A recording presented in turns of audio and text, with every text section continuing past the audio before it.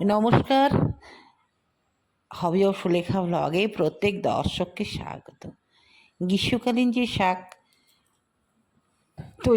করেছি আমি আমার বাগানে, 5 রকমের শাক, সেই শাককে তুলে নিয়ে এসে সুন্দর করে কেটে আজকে রান্না করে দেখাবো কীভাবে রান্না করেছি। তার সঙ্গে গাছের বেগুন, সব কিন্তু পুরোটাই গাছের।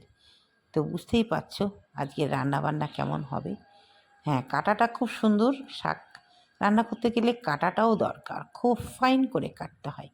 কেটেছে আমার বাড়ির যে একজন বৌদি আছেন, কাজকর্ম করেন, সেই কেটেছেন।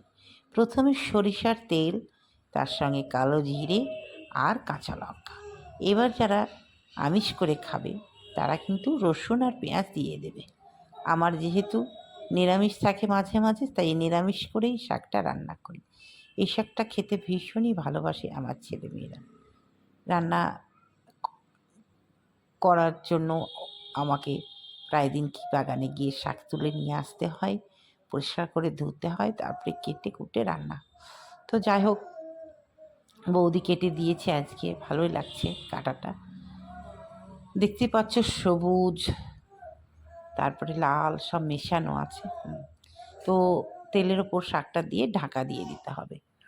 ঢাকা দিয়ে দেওয়ার পর বেশ খানিকক্ষণ পর তুলে নিতে হবে, দিয়ে নাড়াচাড়া করতে হবে ভালো করে। সুন্দর করে হালকা আঁচে যদি ঢেকে ঢেকে রান্না করা যায় তাহলে এই শাকটা ভীষণই নরম হয়। আর যদি আঁচটা বেশি দেওয়া যায় তাহলে কিন্তু শাকটা ঝরঝরা হয়ে যাবে। তো বেশ নরম নরম থাকে, ভালো লাগে। তো যথারীতি হলুদ আর লবণটা দিয়ে দিতে হবে। যে যতটা রান্না করবে তার আন্দাজ মতন হলুদ আর লবণ দিতে হয়, জানোই তো। এটা সম্পূর্ণ গৃহিণীদের ব্যাপার, মানে হাতের মাপ।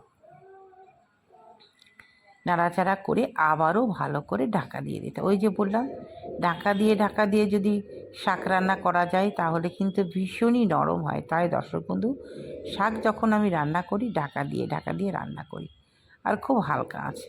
যথারীতি আবারও ঢাকনা খুলে একটু নাড়াচাড়া করে নিলাম। দেখো, জল কিন্তু দিইনি, জল ছাড়াই কিন্তু আপনা আপনি শাক থেকে জল বেরিয়ে আসছে আর একটা সুন্দর নরম ভাব হয়ে যাচ্ছে।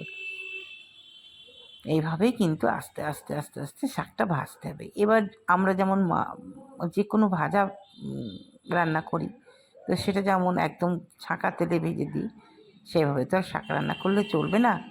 শাককে কিন্তু খুব সুন্দরভাবে ধৈর্য ধরে রান্না করতে হবে। আমিও করছি। তো যাই হোক দর্শক বন্ধু, একটু চিনি দিয়ে দিলাম, কারণ আমরা একটু বাঙালিরা একটু সব কিছু রান্নায় একটু মিষ্টি না হলে ভালো লাগে না। আর কাঁচা লঙ্কা তো আগেই দিয়ে দিয়েছি, যে যেমন খাবে তেমন।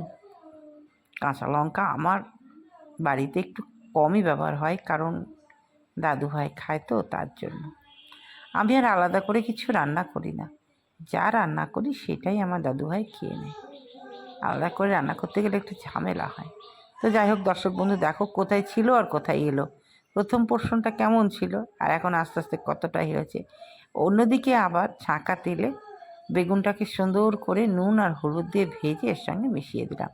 এবার এর মধ্যে যদি কলার ডালের বড়ি থাকতো তাহলে ভেজে গুঁড়ো করে একটু দিয়ে দিলে আরও ভালো হতো, খুব সুন্দর লাগে। তো এইভাবে শাক রান্না করে খেয়ে দেখো, খুব ভালো লাগবে। হয়ে গেল রান্না। কেমন লাগলো অবশ্যই জানাবে। আর নতুন বন্ধু থাকলে তো ভালো ভালো ভিডিও পেতে হবি অফ সুলেখা ব্লগ চ্যানেলের পাশে থেকেও। আজকে আসি, আবারও দেখা হবে পরের ভিডিওতে। নিত্য নতুন এই ভিডিও পাওয়ার জন্য চ্যানেলটাকে সাবস্ক্রাইব করে পাশে থাকবে। আজকে আসি, আবারও একটা নতুন ভিডিওতে তোমাদের সঙ্গে দেখা হবে। টাটা।